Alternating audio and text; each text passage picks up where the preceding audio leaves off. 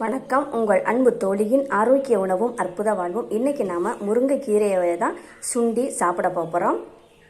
இந்த கீரையை ரெடி பண்ணிக்கிட்டு இருக்கும்போதே இதில் உள்ள சத்துக்கள் என்ன, இதில் எப்படியெல்லாம் இந்த கீரையை நம்ம குடலுக்குள்ளே சொல்கிறதுக்காக என்னென்ன மாடலில் எல்லாம் இதை நம்ம செஞ்சு சாப்பிட்லாம். ஸ்நாக்ஸாக சாப்பிட்லாம், குழம்பு வச்சு சாப்பிட்லாம், கூட்டு பண்ணி சாப்பிட்லாம், சூப்பு வச்சு சாப்பிட்லாம் அப்படின்னு எல்லாத்தையும் இன்றைக்கி நம்ம பார்க்க போகிறோம்.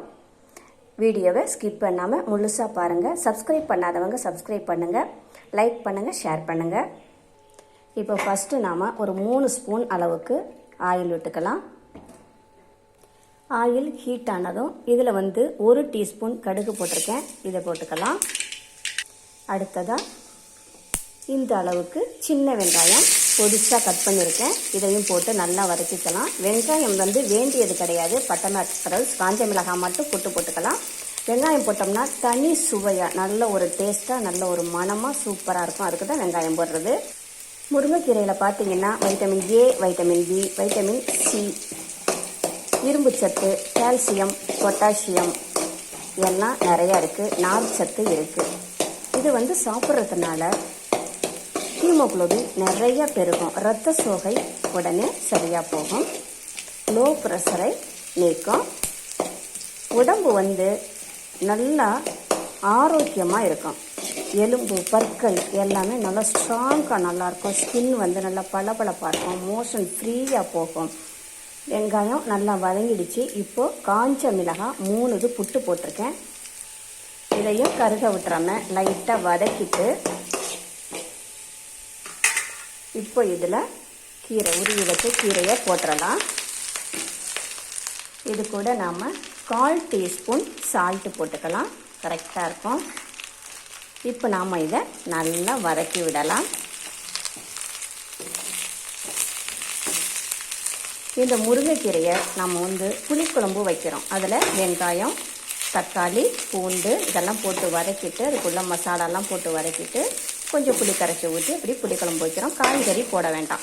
காய்கறி போடாமல் இந்த பெருசாக இந்த முருங்கைக்கீரையை போட்டு அப்படி கீரை குழம்பு அப்படின்ட்டு வச்சு சாப்பிட்டோம்னா அவ்வளவும் ஆரோக்கியமாக இருக்கும். அதே மாதிரி பருப்பு வேக போட்டு அது கூட இந்த முருங்கைக்கீரையை போட்டு அப்படி கீரை சாம்பாராக வச்சு சாப்பிட்டோம்னா ரொம்ப உடலுக்கு நல்லது. அதே மாதிரி சூப்பு வச்சு குடிக்கலாம். அதுக்கு அடுத்தது இது மாதிரி கீரையை சுண்டியும் சாப்பிடலாம். இதுக்கு அடுத்தது இந்த கீரையை வச்சு கடலை மாவு இருக்குது, கடலை மாவு கூட இதை போட்டு இன்னும் சில இன்க்ரீடியன்ஸ் எல்லாம் சேர்த்து பக்கோடாவாக போடலாம். ரொட்டி மாதிரி அடை மாதிரி தட்டி அப்படி வேக வச்சு சாப்பிடலாம். அடுத்தது ராகி மாவுலையும் அதே மாதிரி இதை சேர்த்து பக்கோடாவும் சாப்பிடலாம், ரொட்டியாகவும் தட்டி அப்படியும் சாப்பிடலாம்.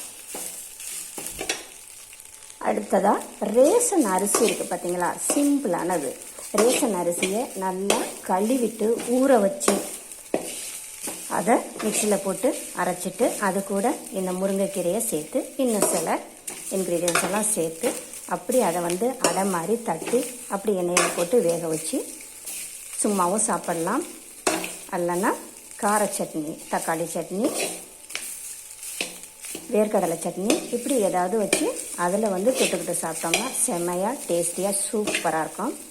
இப்படி நிறையா மாடலில் நிறைய விதமாக பல விதமாக நாம் இந்த முருங்கைக்கீரையை எப்படியெல்லாம் நம்ம உடலுக்குள்ளே செலுத்தணுமோ, எந்த அளவுக்கு இந்த கீரையோட சத்து நம்மளுக்கு கிடைக்கணுமோ அந்த அளவுக்கு நம்ம இதை சாப்பிட்டோம்னா அந்த அளவுக்கு ஆரோக்கியமாக நல்லா இருக்கலாம்.